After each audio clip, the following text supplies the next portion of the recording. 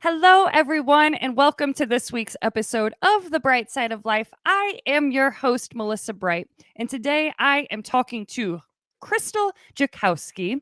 Krystal is a teacher and writer based in Colorado, helping people own their shit and take ownership of their own lives. So today is going to be a fun day because that's what we are going to talk about. And don't worry, we are going to preface it. Some people don't want to hear those harsh words of owning our shit, but I promise it can get you into a different place in life. So without further ado, Krystal, welcome to the show. How are you doing this morning? I'm fantastic, although a little bit tired. I'm not gonna lie. I love the honesty. I love the Yeah. honesty. Thanks for having me on the show. This is fun. I'm excited. Yeah. And since you're Yeah. being honest, definitely feel the tiredness. I started taking my anxiety medicine again, Oh, and it like chronic fatigue. Like, I know they say it can make you drowsy. Mine is like to the 10th degree. I literally was like dragging butt all day yesterday. yeah. It kicks my butt for sure. So sometimes I don't like taking it. I know, it's like, well, the I know. trade-offs, right? We feel better and we're Seriously. not freaking out, but in the same aspect, I'm so tired. Yeah, Yes. I know you have to figure out which one you want to be. yeah. Okay. And naps only get us so far. Yeah, it really does. And I don't even think it helps me when I take medicine. I just feel even worse. So all right. I'm going to start by asking a little bit about your story. And I know that you have been through some things yourself because that's Mhm. how you have learned to become a teacher and teach these things yourself. How about Mhm. what a better way than to experience ourselves, right? So yeah, if you just want to share whatever you want to share of kind of your past and how you got to be to where you are today. Well, I'll attempt to give a little bit of a Cliff Notes version because it is a long story. Yeah. Um, but basically, so I was born in a highly religious household where religion really affected and dictated most every decision that we ever made.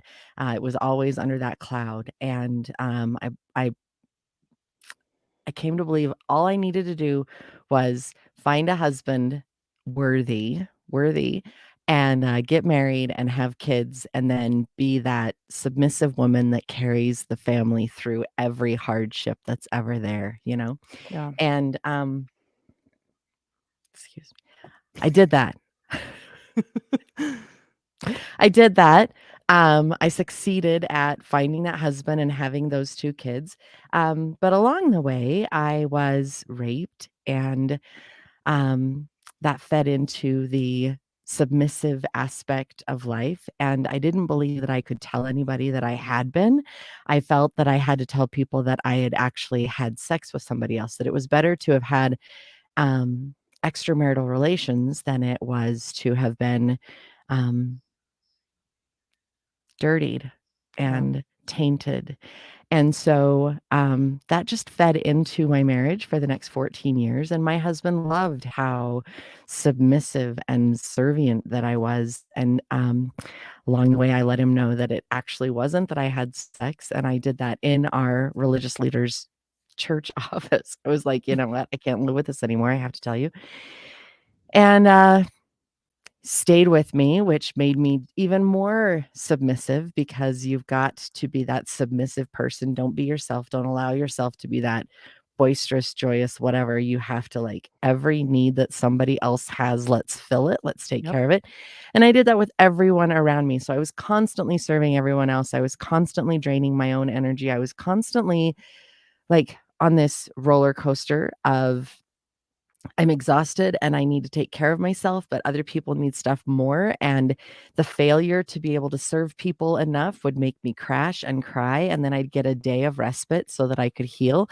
And then I'd dive right back into that to the point where I was diagnosed as bipolar Mm. and was on medication, which flattened me out. I mean, Yeah. there was no emotion. I was a zombie to the point that I totaled a car Oh while my on God. those meds. And then my doctor ended up going on sabbatical and I didn't know about it. And then we didn't have money to go through a new doctor to have me like re-diagnosed Right. and then up my meds. So I decided that I wanted to go off them because I didn't like how nothing, like zombie like I was. Right. So I decided I was going to slowly wean myself off of the meds and got off of them, and magically I was doing amazing and had this agreement that if I was off, my husband would let me know and say, "Hey, you're a little too high or you're a little too low," which just gave him even more power and took Mhm. even more from me. And it was during this time I threw my back out, and it was a really dark time in my marriage. And I remember just crying, sobbing, not doing well. And I heard this voice. It was the first time that I ever heard my guides, and they said, "You're not alone." And I had such peace in my heart in that moment of, wait, this is the first time, like our church talks about like the Holy Ghost, this Holy Spirit, this comforter that's going to come and help you. And it was the first time I had literally heard it. And Mhm. yet at the same time, it freaked me out because it said, "We're here," not "I'm here" as a Holy Spirit, but "we're here," which meant there was a multitude. There Mhm. were more people than just one that were watching over me and supporting me and holding me in that moment. And I was like, "Oh, wait a minute." And that's the first time I listened to my guides. That was back in 2001.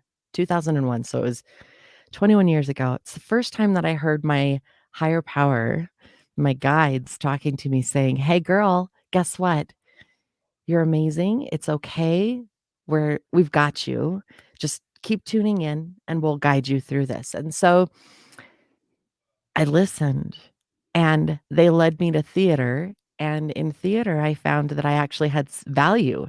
I had like, I was worth more than just a submissive wife and mother and keeping the family together. People liked me as me, and I got to be that loud, full of life, slightly obnoxious, and yet so much fun person. There's just like, "Yeah, we're here, we're Yep. doing this. I'm so excited. This is fabulous. Let's just keep doing it." And because I had that gift of other people loving me and supporting me, and I was tuned into my higher self and this multitude of spirit guides, I was like, huh, I wanted to give that same thing back to other people. I wanted to Yep. help other people recognize that they had value and self-worth beyond the boxes that they had been told that they had to live in, right? All of Yeah. the things growing up in our childhood and our youth and our marriages, religion, everything that we're told are these little boxes that other people believe that they have to live in, and they pass those boxes to us, and we're like, really? As we get older, we have to question, do we agree with those boxes? Maybe some people want to call it programming instead of boxes, but do we Right. want to agree with that programming that has been downloaded to us through everyone else? Or do we want to buck against it and say, what really actually works for me? Do I want to blindly follow or do I want to do my own thing? Yep. So my kids were getting ready to be out of the house. I got divorced. Yay, celebrate. Um, found uh, a new guy who never been married, never had kids, and became an amazing stepfather to my kids. And my kids were getting ready to leave the house. And I was just like, oh, shit. What am I going to do? Who am I without the kids? And I don't want to be one of those people that like loses all sight of everything because they have this identity crisis now Right. that all of their other responsibilities are gone. Yep. So I went to massage therapy school. And right about the time, no, I have to, right before I started massage therapy school, I didn't even know about it yet. I was sitting down in my meditation room and I was like, okay, guides. And I knew of them. One of them was Archangel Michael.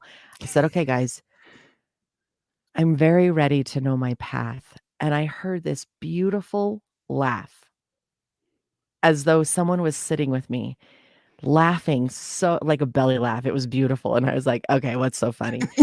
And The voice said, "Don't ask that question unless you're really ready to hear the answer." And I was like, "Shit. Okay. You got it. I don't think I'm ready for that. No, Right. I'm gonna no."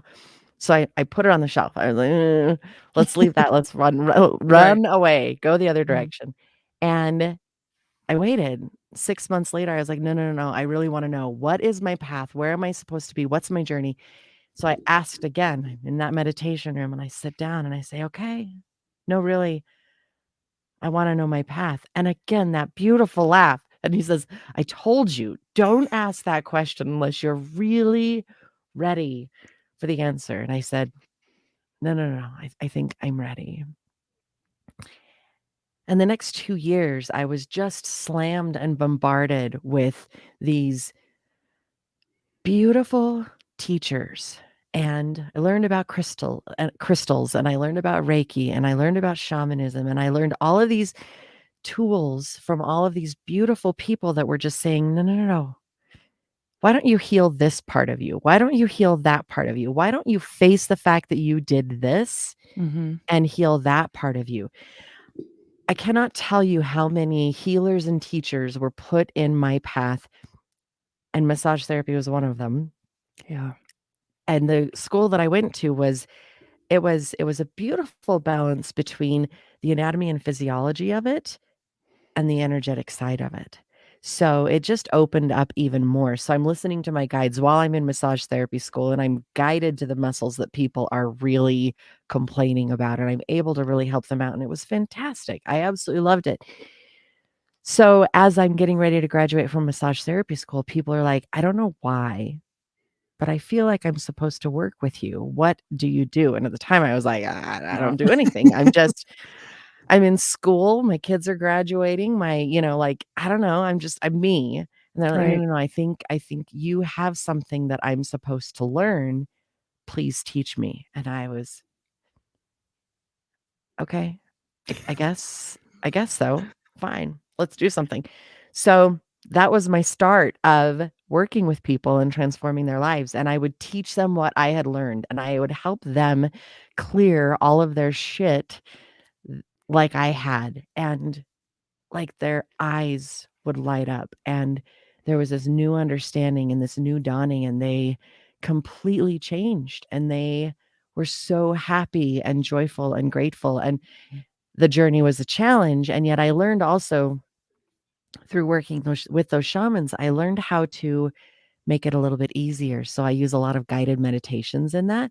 Yeah. And through those guided meditations, it makes it easier to deal with that. And you're not necessarily reliving the trauma, but you are looking at it from outside and then able to change it and shift it. And it was absolutely beautiful and absolutely wonderful. So I owned my shit.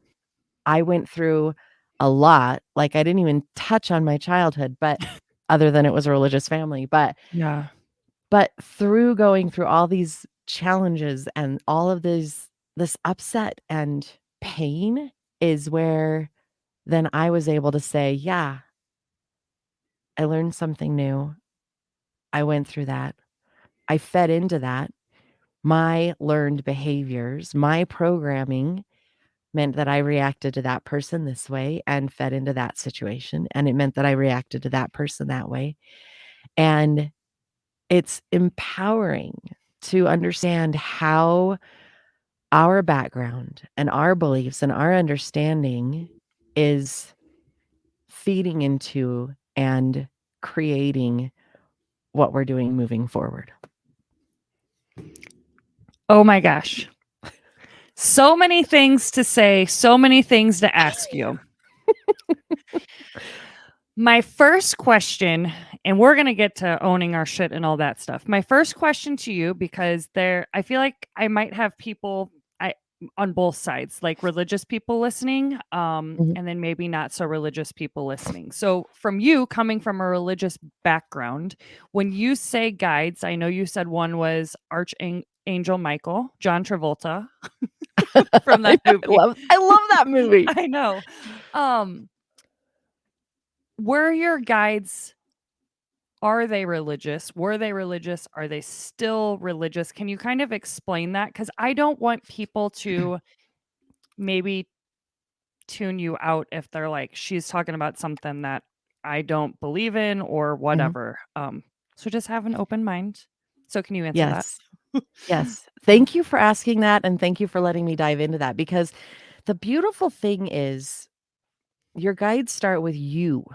Your guides start with, we all have a higher power, whether Mhm. that's a religious higher power or it's Mother Earth or it's whatever that higher power is for you, it starts there. I believe that we are all saying the same thing, just with different words, right? Yeah. It's like the Holy Ghost or the Comforter or that guiding spirit or whatever works for you. We are all, every religion, they're all referring to this extra, your Jiminy Cricket, your conscience. But your guides start with that. And the thing is that we all have guides. We all have these little voices, these nudges. It's like when you lost your keys and you're walking around and you're going, where are they? Where are they? Where are they? And then you have this inspiration and you're like, oh, I should check in my slipper in the closet, or I should check in the bottom of my Right. purse. I should check on the back seat of the car. You have this inspiration. Well, those inspirations are your guides. Those inspirations are actually this realm of helping spirits that is just waiting to help support you.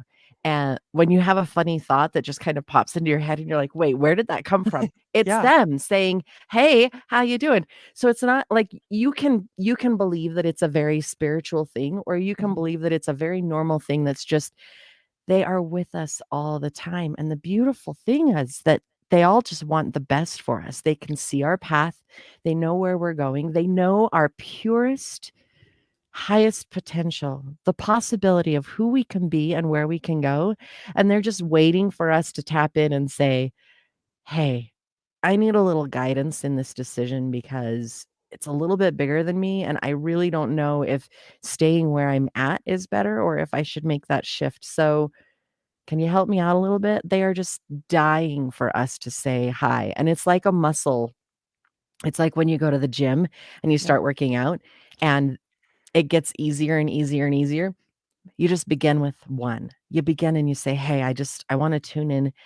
And maybe you have to go to somebody to help you tune in for the first little while. But after a bit, you start being able to tune in on your own and say, so, hey, I lost my keys. Where are they? And they just inspire you immediately instead of having to work as hard because you've built up that muscle. So, I hope I Yeah. fully answered your question. It's not necessarily a religious thing. It is absolutely just this personal, every one of us has those nudges and those inspirations. And it is literally this realm of spirits that is just saying, hey, Yeah. we're here.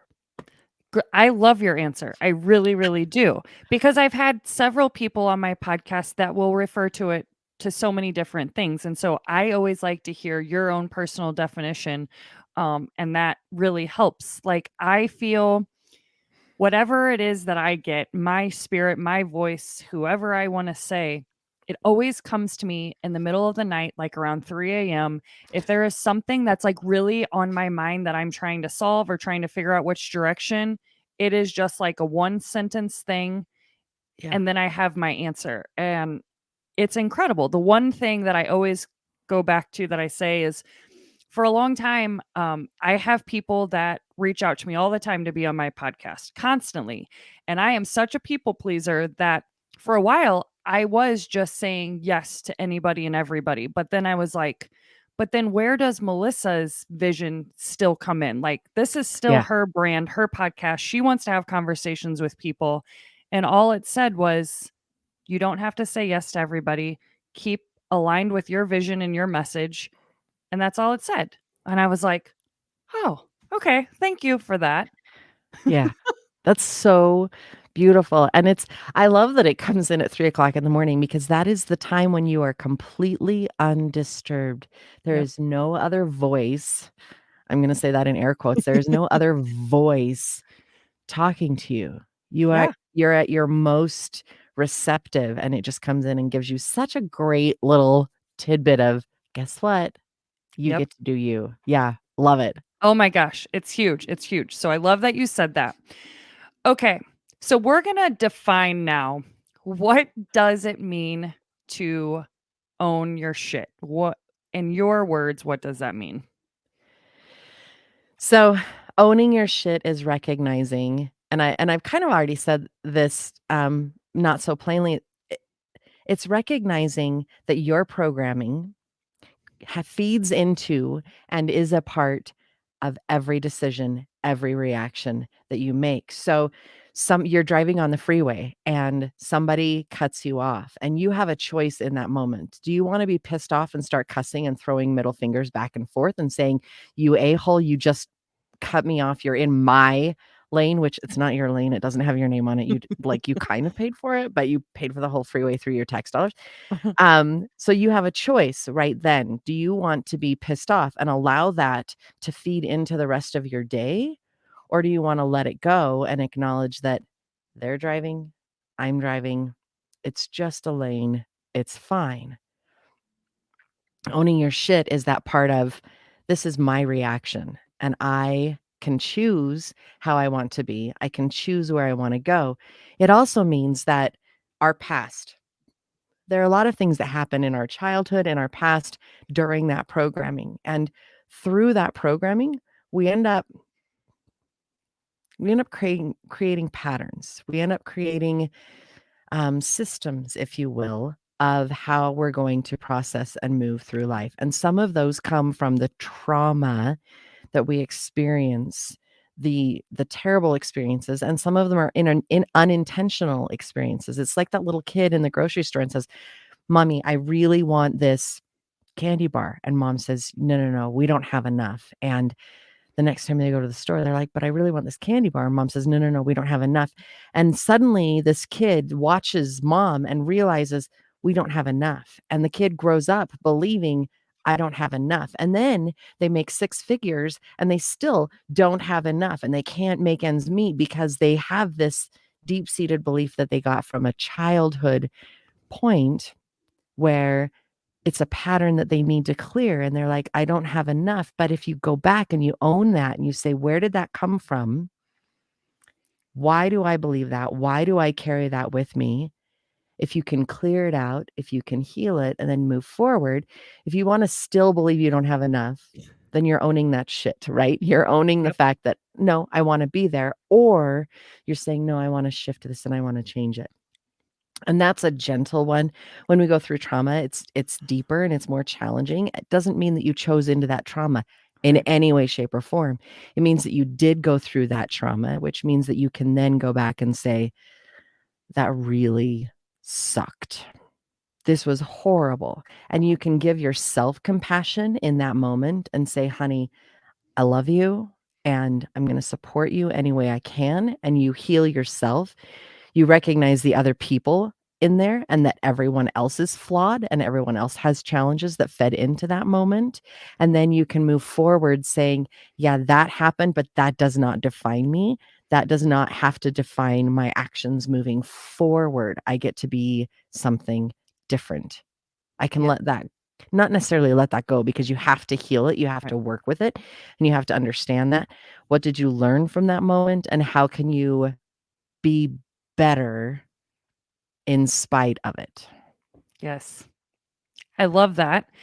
I love it. I have talked many times on my podcast about owning my own shit. Yeah. I grew up with a very my father was very like, nothing you did is good enough. Why did you not sweep this right? Why did you not stack the firewood right? Nothing was ever to his expectations. So I carried that with me into an adult. Yeah. um I get super defensive really, really quickly. I'm super sensitive because my dad was like so kind of mean to us.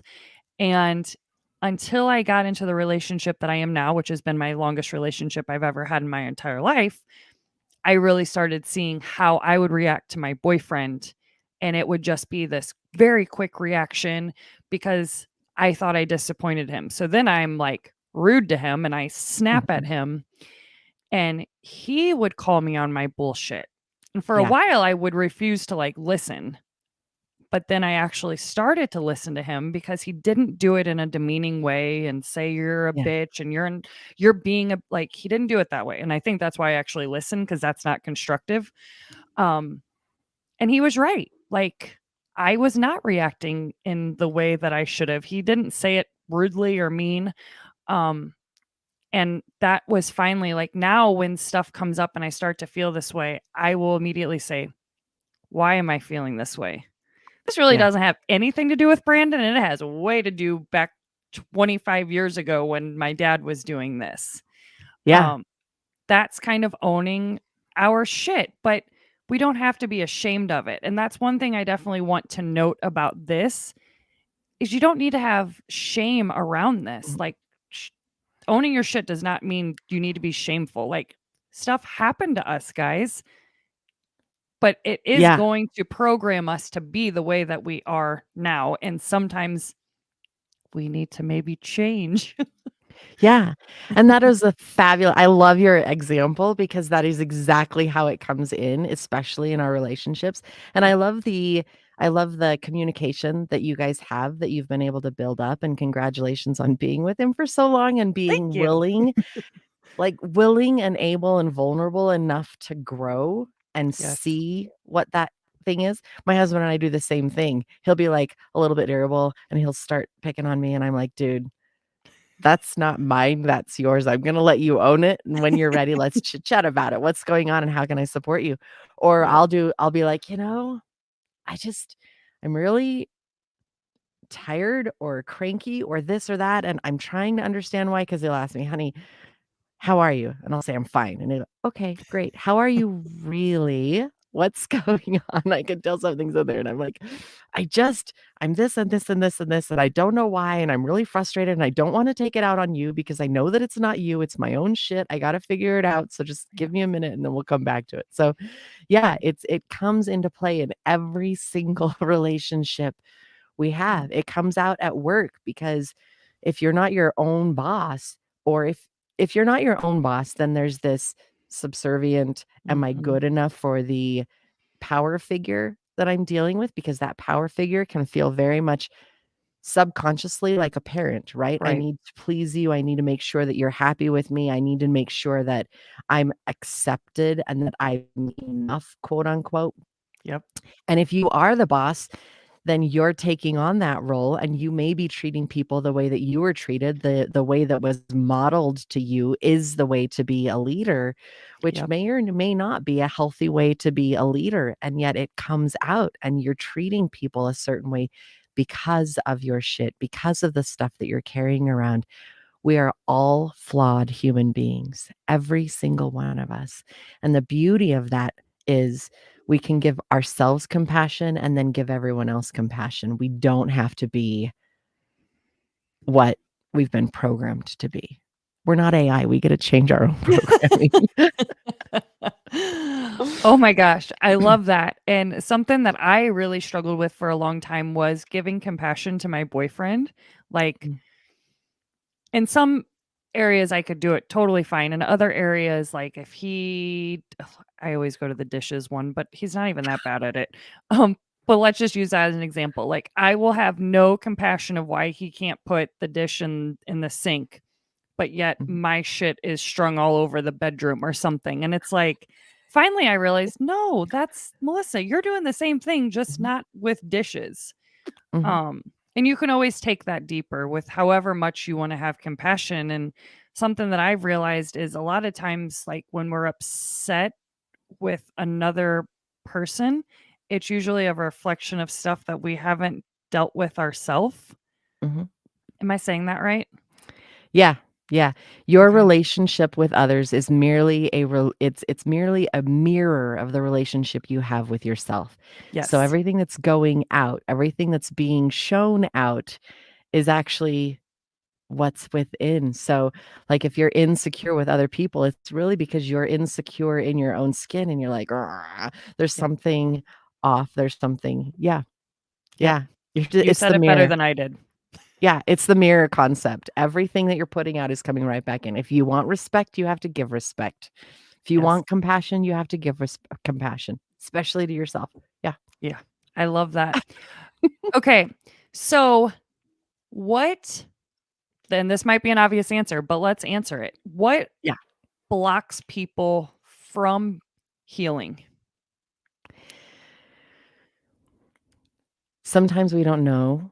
Sometimes we are completely unaware of what it is that's blocking us. We are completely unaware of the wound that is there. We're completely unaware of our actions towards other people. So this is where the awareness aspect of life comes in. And once you start looking, you'll see it all the time.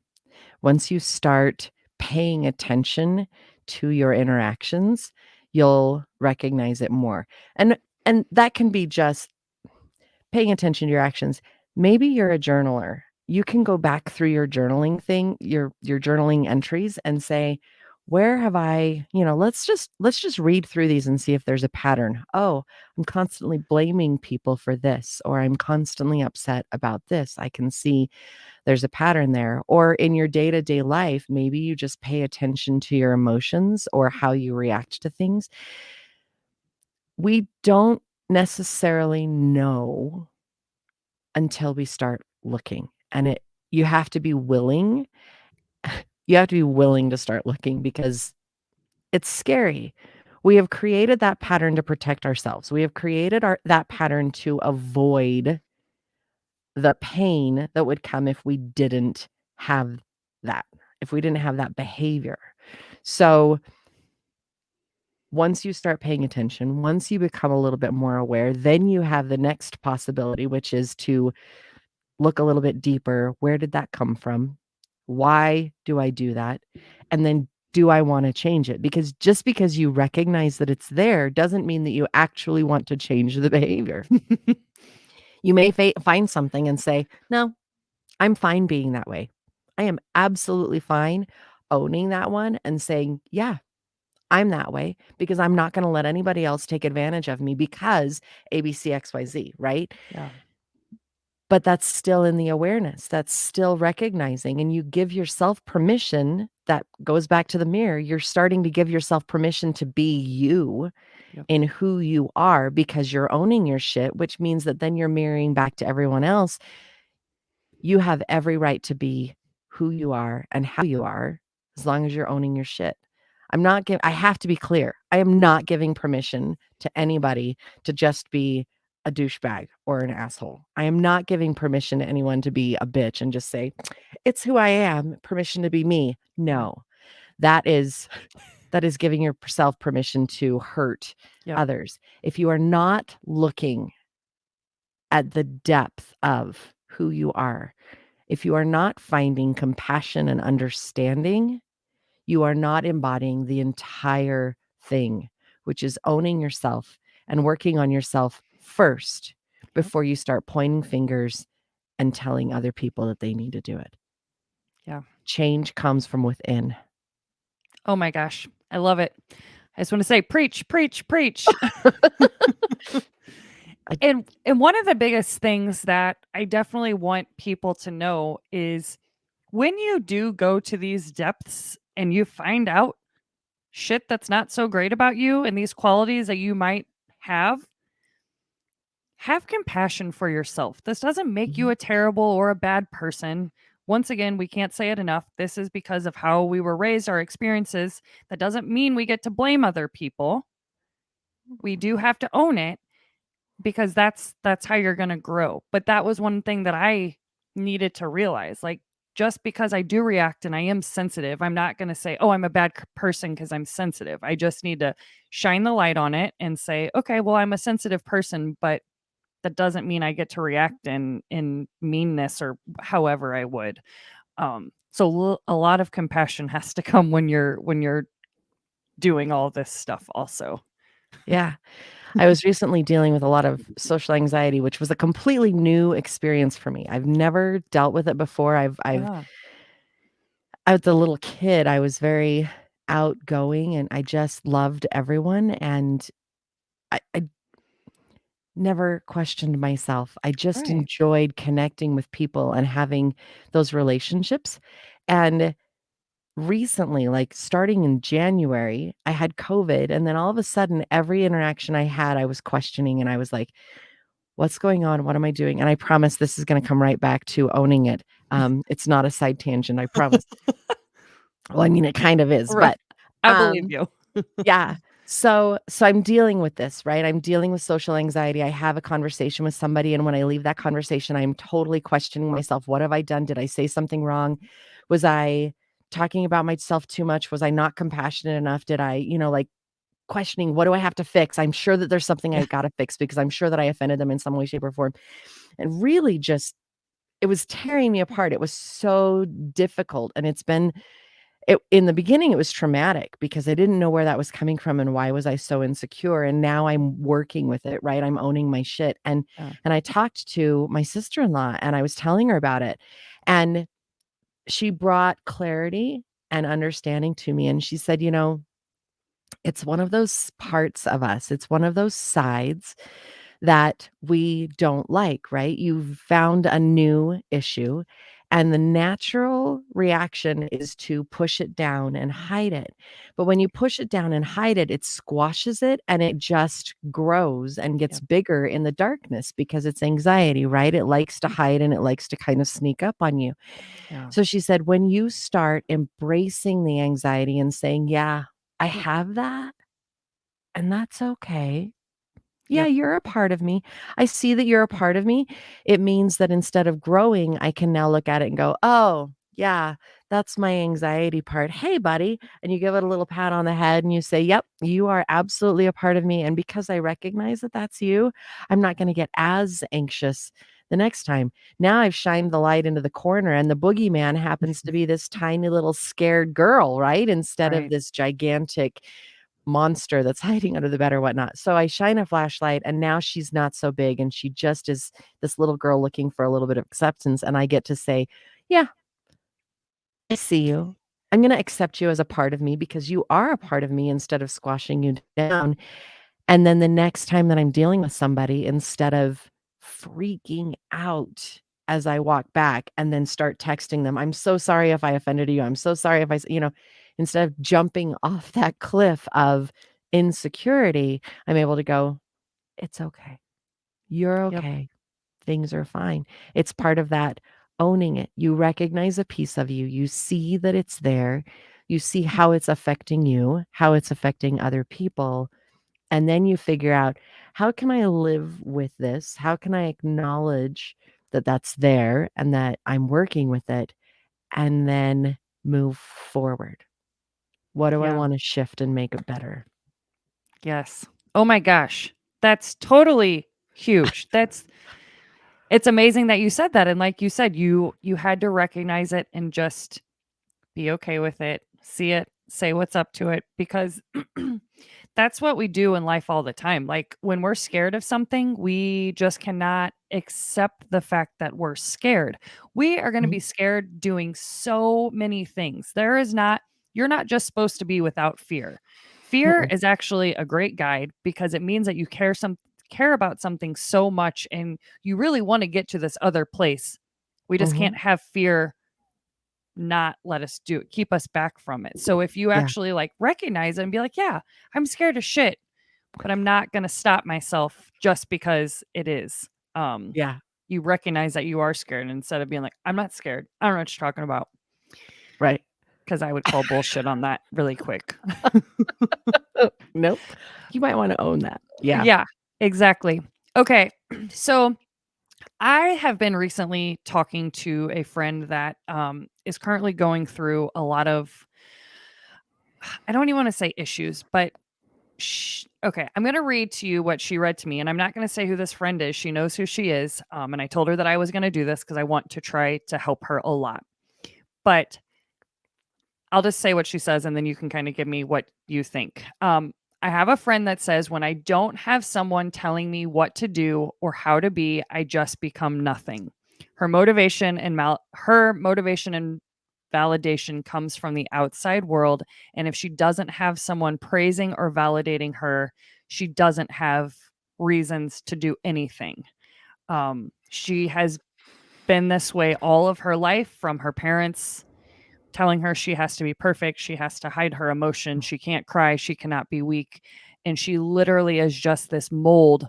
She gives everybody the permission to tell her how to be, and I so badly want to help her. She won't even like leave the house. She just has terrible anxiety that. Mhm. So what are your thoughts?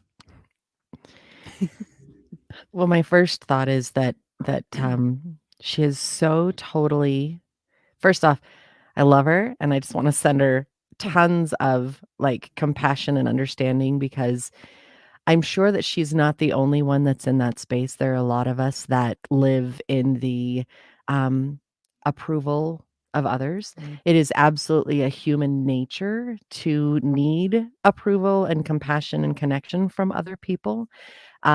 So first off, part of that's normal. yep, A part of that is normal, and everybody deals with that on some level.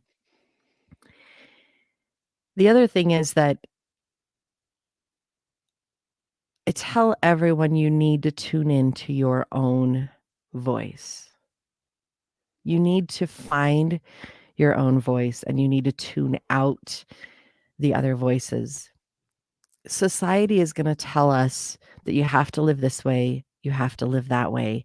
And if you yourself don't know where you want to be, then you are just a product of society and going willy nilly. And there's an amazing shift, an amazing power that comes from recognizing that you are a valid, worthy, beautiful human being just as you are.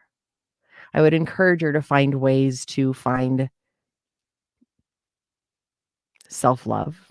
yep, I would encourage her to find a trusted source that she can talk to, whether that's talk therapy, like a regular therapist that can help her through some of that stuff and help her find her own voice. It's about letting go of other expectations and finding your own expectations of self. She's listening to, she really has that I've got to own my shit. And she may or may not want to recognize that because when you've lived in that kind of a pattern for so long, it's really hard to find a new way of being. It's really hard to say, no, I'm going to make my own choices for today. So yep, maybe it's, I'm going to make my own choices this morning or just this moment. And it's baby steps saying, what do I personally want? Tuning into self and saying, where do I want to go? What sounds fun? What sounds enjoyable in this moment? And how can I move forward there? But it's the little tiny steps and it's finding the help that you need to be able to unpack that baggage because it's like digging out a weed. This it's like digging out a weed. There's a weed, but there's all of these roots yeah, with it, right?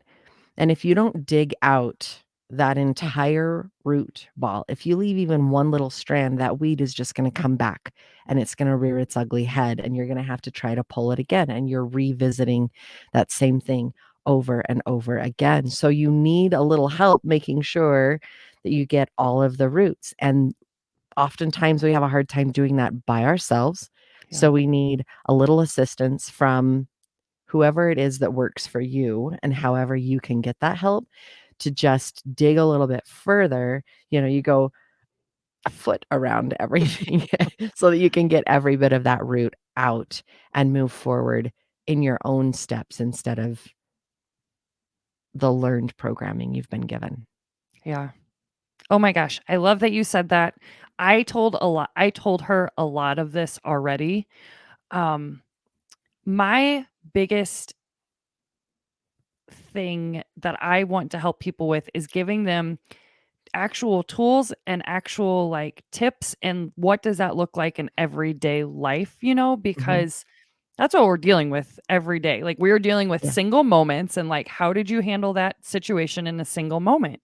Yeah. And I was definitely a lot like her. I sought approval from, I don't want to say everybody, but it was people that I highly valued, like my boyfriend or my friends and family.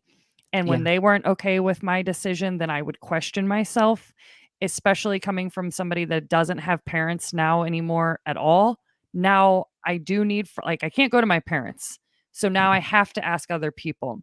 Where finally, with all my healing and all the work I've done, I have gotten okay with like, why in the fuck, pardon my language, am I going to go and ask the outside world what the hell Melissa wants to eat for lunch?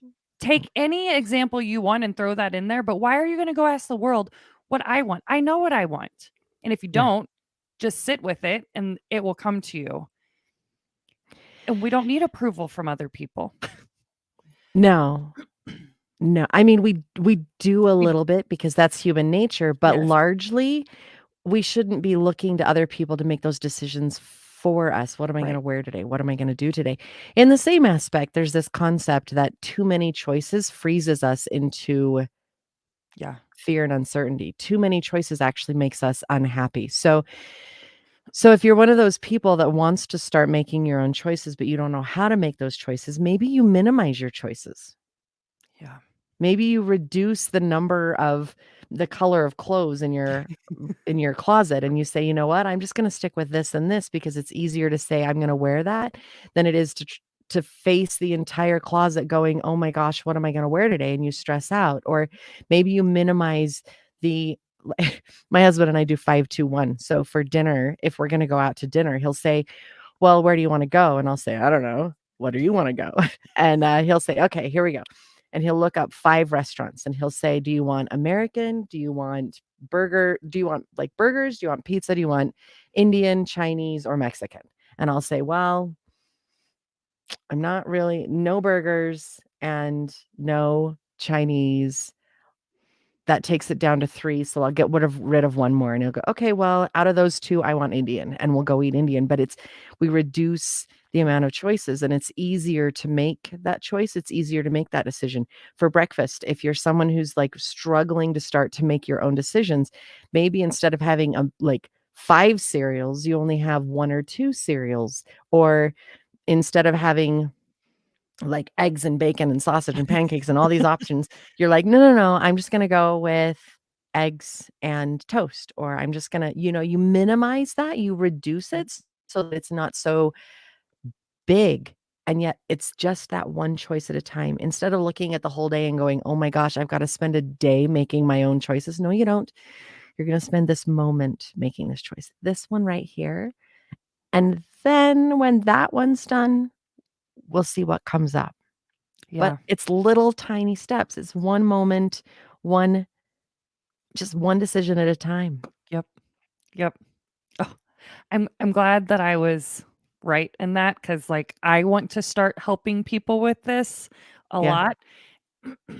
And I don't want to say she's my guinea pig, but she's reached out to me a lot and I actually want to be able to help her. Like it yeah, upsets me that I know that there is a girl out there struggling so much with this and not making decisions for herself and getting because I have been that person and right. it's been a lot of work, as you know, to get Mhm, comfortable with us. And I'm going to share a story with you really quick that I was just in Mexico for 5 days from last Monday to Saturday with my boyfriend. mhm. And prior to going, I only had one thing that I said I was not going to do to myself, and that was picking apart my body every time I put on a swimsuit. I was not going to spend the energy to do that when normally I would. And then I would spend the energy probably comparing myself to a couple other women, whatever they had that I wanted. And I made that decision and I stuck to it. I put on my swimsuit. And as soon as I got thought, I'm like, whatever, get away from the mirror. But then through this journey, through being in Mexico, also, there were other things that I just started doing and not doing. I started going with the flow. I Mm. did not stress about stuff. I know you're like in paradise, like what can you stress about? But there's still like, where are we going to get the 5 places for dinner? Or we have to make sure we get our transfers or our COVID test. I was so go with the flow. I was just me. I danced at the entertainment. I did not care what anybody thought about me. This was not liquid courage. Like, yes, I was drinking, but this was a different Melissa. And I felt different. My boyfriend saw that I was different. He noticed it in me. And I literally said, like, Melissa 2.0 is here. And it happened in Mexico. And I didn't need him to validate me in any way to be like, does this look good? Or I I was okay with every decision that I made. And that Yeah. felt fucking awesome. Yeah. Yeah. Part of that is because you had removed yourself from the daily expectations. You had removed yourself from the society that you normally surround yourself Yeah. with, which meant that you had the freedom to just be you and Yep. allow that you to come out, Yeah. which is absolutely beautiful. And that is why I personally end up taking vacations for that exact reason. Yeah. I Yeah. My husband and I go to this house that we have in California, and that is my place to just be like, I get to be me. There's no weight on my shoulders. There's no expectation. And I highly encourage everybody, you can create that in your own space as well. You can Yep. have this one sacred space where it's like, I just get to be me, or I'm just going to do this for a while. But tuning into that true you, tuning into that, oh, I love life and I love being here and I'm just going to dive in and have a great time is so freeing and amazing. I really love that you had that experience and that it was like, yep, 2.0 baby. We just got to download. We just got to, yep, we're Yeah. reprogrammed. Yeah. Yeah. And it was awesome, and I even said to my boyfriend, like, I was like, "Have you noticed anything about," and he's like, "Oh my god, yes. Like, I've noticed." And my confidence was different. Like, he always tells me, like, how he knows I was really insecure about things, and he, of course, like, what man doesn't like a confident woman, right? And he would always tell me, and I'm like, "God, I wanna be that person. Am I ever gonna get to be that person for him?" In Mexico, I just was. Like, a Yeah. a good example I can give, like, he is not one to disrespect me and go look at other women. He's never been that way. But even if his eyes would maybe go that direction, I usually could maybe be insecure. I was so confident in Mexico that, like, he was always looking at me. It was like, "Who is this girlfriend? Like, I am loving this." And I'm telling you, it helped our relationship a lot. I You won't go go, into any girl. details. But it was great. Yeah. It was great. So I'm saying there are many, many bonuses whenever you can get to be this new, like, person and Yeah. own your shit and all that fun stuff. Permission to be you Yep. always and in all ways. Yeah. Yeah. Yeah. Something I also wanted to ask you, because I know in your blog, I read about your 5 fundamental truths, and I kinda wanna talk about, can you just talk about, like, first of all, what that meant for you and what those were? I don't know if you remember them. Whew. Um, that was kind of jumping back to your inspiration from your guides at 3 o'clock in the morning saying, do Melissa, be in tune with you, and follow where your heart feels you need to be. My business, my podcast, everything, I have worked to just be true to me. And I've recognized that being true to me also means that I have to be a little bit vulnerable because people connect with people that they know have kind of gone through the same experiences Yep. and challenges that they have been through. And I was giving as much as I felt safe giving and showing as much as I felt safe showing. And my team was like, Krystal, we want you to be more vulnerable. And do you realize what be more vulnerable, what you're asking? Like that's a big ask. That is Yeah. a huge ask to ask from somebody who has been through a lot, you Yep. know? Because we work really hard to hide those vulnerabilities. We work really hard to be strong. And when somebody says be vulnerable, there's this fear in our brain that says, you mean you want me to act like that? You want me to be that person? No, I don't want to be that person. That's why I healed it and moved forward. Or maybe Yeah. some of it's still shoved under a rug because you're telling me to be vulnerable has triggered something and I might need to go fix it. I might Right. need to own some shit in that one. So they kept saying, be more vulnerable. And I was not thrilled with having tea with vulnerability. She's a tough guest to please. And yet, I also recognized that perhaps there was healing in this moment. So they asked me to write down 5 things that I had learned on my journey. And Um, I don't remember all of them. I do I know have that them. one of them you do? Oh my gosh. Yeah, I you can say what you know, and then I'll pull it up. You'll pull the other ones. One of them I can tell you, um, I'm a fast learner and a good teacher, and that's because I learned a lot through my childhood and I grasped things really quick. I never really studied. I was a CD student, BC student. My parents weren't happy with that. They wanted me to be an A student, but I never studied. I just kind of encouraged stuff. Um, Hard lessons in life, whether it's be school or learning how to heal myself, I'm really good at grasping that and Yeah. expanding on that and learning from that. And so that means that because I've learned, I'm also good at teaching it. I'm also good at helping other people understand how to apply those tools and improve themselves. So I'm a fast learner and I'm a good teacher. And because I've been through that stuff personally, it means that I am able to connect with you and say, "Hey, I can honestly tell you, I get it. Yep. I've been there. I know that. I've experienced it." Yeah. Another one is that I pardon me, I give a lot to other people, and I need to learn how to give to myself. I was trusted sources, I was programmed to believe that I was a giver and taker, and that or sorry, not that a giver, I was a taker, and that I never gave back to other people, that I was constantly taking, taking, taking, and from that, I learned that I had to start giving because I didn't want to be a taker. I didn't want to Right. be this person that I had been taught to believe that I was.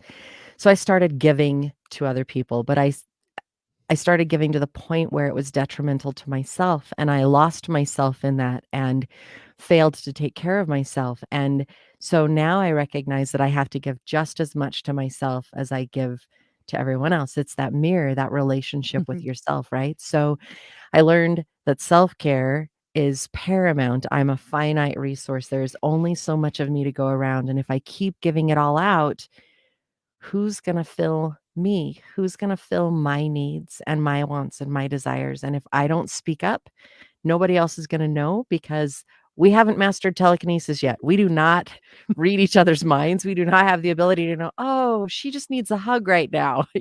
Right. We just don't know that. So I learned that I give a lot to other people and I needed to learn how to give just as much to myself. Um, I learned that I'm a survivor because I've been through so much stuff and I've made it. And everyone that's out there has made it. You've made it to this point. You are a survivor because you've made it here. I went through all of that and then I decided to start recognizing what it was and start shifting that so that I didn't have to use it as a weight to hold me down anymore. I get to be this happy, vibrant, full of life person that shows up in life and is more than happy, ready, willing, and able to help other people do the same. Those are the 3 that I remember off the top of my head. Control. You learn to let go of Oh, control. control, control, control. Let me tell you, I I was a happy, boisterous little kid. My parents didn't know how to control me, so it came out in very unhealthy ways. They're trying to control me. Then my parents got a divorce when I was 8 years old. And, their lives were even more uncontrollable, which meant that they tried to control me even more, which meant that I acted even wilder, and, like, it was just this horrible cycle. It was not a good cycle because they needed control and I needed love, and I didn't want control, and I wanted to move Right. up. So it was this vicious cycle that just kept going, and then I get married, and that need for control that my parents had and instilled on me has now transferred to me, and now I'm a wife and a mother, and I'm trying to control my surroundings, and yet I can't because I've lost my entire identity, Yeah. and I, um it was ruining my marriage too. Like, my need for control, my inner struggle was feeding into the marital demise as much as everything else that was Right. feeding into it. And at one point I became a germaphobe. Like I couldn't I couldn't use a toilet anywhere except the master bathroom in my own house. And I'm the one that cleaned the house. I Right. couldn't use any other toilet. I only had to use the one. I could not share a glass with anybody. If I had a drink, and I didn't drink liquor, but if I had like Sure. soda or something and somebody drank some of it, if you drank out of my straw or from the rim of my glass, I was done. I couldn't drink anymore. Don't take Yep. a bite off my plate. Don't like it was not good. Yeah. And I got counseling. A fabulous counselor. Thank you. He was fantastic, and I will forever owe him a debt of gratitude. Flip that. Um in my heart for how much he helped me see, but got over that. I recognized that I had to let go of a little bit of control because that need for control was actually suffocating myself, and it was Yeah. suffocating the people that I was around because I needed that. I really needed that. So I let go of control. Now, that one I've let go of. There have been times where I've let go of too much control, kind of like your friend, where it got to the point where other people had to make Yeah. choices for me, and then that's not healthy either. There's Right. absolutely a balance on that one where you have to be able to say, "Yes, I control these things, and I let go of all of those things because if I hold on to those, I'm not gonna make it. I'm Right. just not gonna make it." So, I found a way to let go of control. I let go too far, and my life was not my own, and then I pulled some of that back, and now I'm in a really good balance where I'm able to say, "Yeah, so this is good. I can control that, and then I can let other things go." So I had to learn how to let go of control so that I could have healthy relationships instead of expecting somebody else to do this, this, this, and this, and then being Yep. upset that they didn't do it because I Yep. needed to control them. I was able to say, "You do you. Yep. I'll do me." Yeah. Yeah. So important. Did we do all 5? No, I think that's 4. All right, we got Maybe quick oh, my learner. emotions. The last one is my emotions are all Yes, yes, encompassing. yes. Yes. I Yep. remembered. Yeah, my emotions are like, oh my gosh. You guys, did you know we have emotions, and do you know that they are completely 100% valid? And did you know that your emotions are telling you something about the situation that you're in? Like, that situation may bring you unbelievable joy. That situation may bring you fear. It may bring you sadness. It may bring you pain. Your emotions are telling you something. My emotions are all encompassing and overwhelming. I'm a Cancer, and that means that I wear them on my sleeve. You know if I'm excited. You know if I am really struggling. You can almost see the cloud over my head when I'm really ruminating on something that's unpleasant and really need to get out of it. Right. But in that, so I was told as a kid, hide that. Nobody wants to see you super happy. That's obnoxious. That is too much and overwhelming. Nobody wants to see you sad because it's an ugly thing and it brings everybody around you down. Nobody wants to see you angry. Take that somewhere else. Nobody like I was told to squash them Yep. forever and ever and ever and ever and ever, which meant that because I was trying to squash them, they came out bigger and Mhm. brighter than ever. Just like that social anxiety, right? You're pushing it down and it's bigger. And so now I've learned, yeah, I have those and they are beautiful and I can embrace them and they are telling me something. So when Yep. I'm angry, I stop and I ask. Anger is a cover emotion. Anger is hiding whatever's Yep. underneath it, right? So I'm like, okay, what is going on here? Oh, I'm scared. Why am I scared? Oh, because in the past, this is what's happened. And I'm afraid that that's going to happen right now. So now I'm going to be able to verbalize to whoever I'm with, you know what? Fear is being triggered for me right now, and it's because of something I've done in the past, and I'm afraid that this is going to happen. So if we could talk about that, then I'd be in a much better place. Emotions are fantastic. Emotions are a gift that we all have. And so once I learned that they're okay to have, and once I learned how to check in with them and see where I'm at, God, life is just amazing.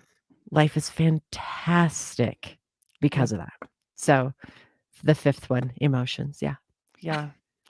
Oh my gosh. It's amazing. It's amazing. And I've already told my friend about them because I want her to be able to find her truths about herself. So maybe that can guide her. So she like knows like This is who I am, and these are my truths about myself that I know Yeah. for sure that nobody can make me question them. Um, I know Can I we're at jump in on that yeah, for go just a for it. quick second? In owning our shit, we talked about how that means that you can't blame other people, but owning our shit also means that we don't take other people's stuff on. Yeah.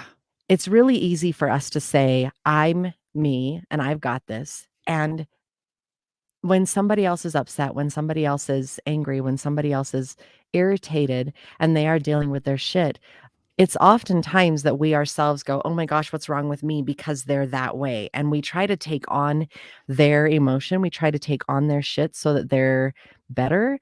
The problem is that then we're suffering from their shit. Yep. And we're taking on that extra weight and we don't need to carry it around because we have enough weight as it is. Part of the beauty of owning our own shit is just the fact that we know what's our own and Yeah. we know what's not. And we can say, "Hey, I would love to help you and I want to encourage you and I really support you in finding the help that you need. If I can help you because I can give that to you, then that's fantastic." And yet then we don't have to we don't have to be yoked with them in that weight because that's not healthy for us either, right? Owning our own and not everything around us. I love that. I love that. I want to what is the word I'm trying to say? Say something about whenever you said like when you get angry and then you wanted to go deeper with it. I have seen so many times when I get angry that it's really not anger, it's because I'm scared of something. Like Mhm. I get super overwhelmed with sometimes my schedule because I'm trying to do 5,000 things at once. And so I get angry, I get stressed, and then I ask myself, why am I this way? Well, I'm this way because I'm scared I'm not going to keep all these promises I made to myself, and then I'm going to fail, and then blah, blah, blah, blah, blah. Like it always comes down to usually anger is fear. Like that's Yeah. what it usually is, Yeah. which helps me understand. I'm like, oh, that makes Yeah. sense. Yep. Oh, Yep. okay. Yeah. Yeah. Okay. So I have just a couple more questions for you, but I wanted to ask you is there anything right now that you are doing?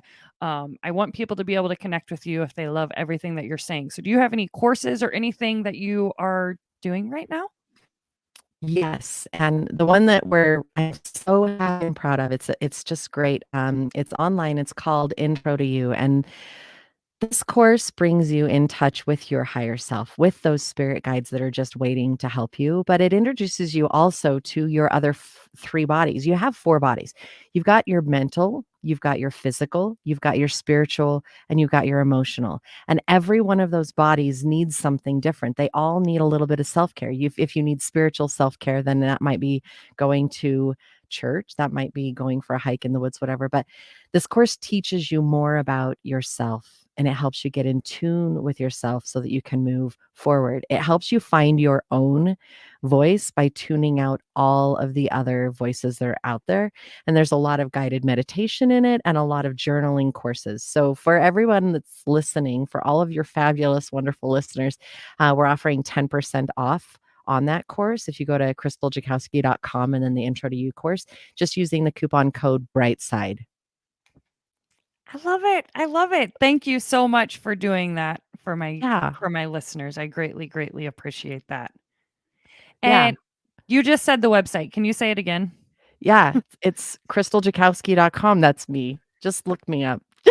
Perfect, perfect. Yeah. And I'll also put a link on in the show notes so you guys can go straight to that.